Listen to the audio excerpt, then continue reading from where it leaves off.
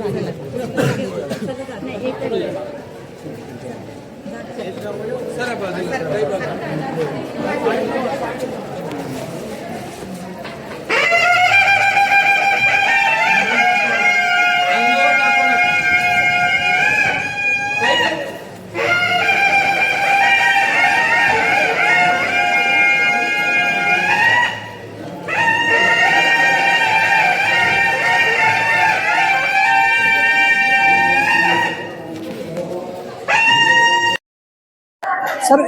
श्रीमित आघाडीचा हा कार्यक्रम कशा पद्धतीचा वाटला तुम्हाला आणि याच्याबद्दल काय सांगाल?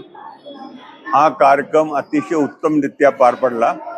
यशवंत भाऊंची तयारी नेहमीच उत्तम असते आणि त्यांची पूर्व तयारी ते गेल्या 2 महिन्यापासून करतायत. या भागातलं अतिशय चांगलं नेतृत्व हे आहे. यशवंत भाऊ ज्या पद्धतीनं काम करतायत, आज खरं वैशिष्ट्यपूर्ण काम आहे त्यांचं. आज कामगार वर्गाचं त्यांच्यावर इतकं प्रेम आहे की ते आपल्याला झोकून समाजावर प्रेम करतात. त्यामुळे हा कार्यक्रम अतिशय उत्तम झाला.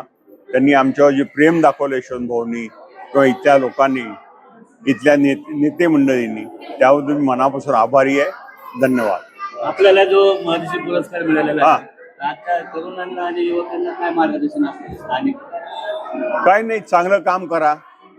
एज्युकेशन शैक्षणिक कार्य असं पवित्र कार्य नाही आहे.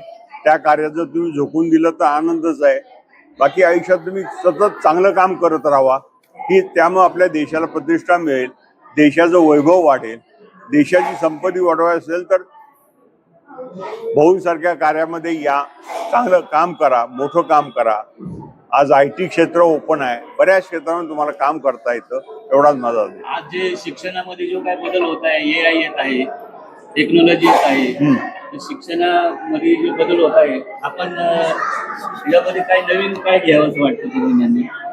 नाही, AI हा मोठा बदल आहे आणि हा बदल झाल्यानंतर आपल्या दररोजच्या कामामध्ये बराच फरक पडणार.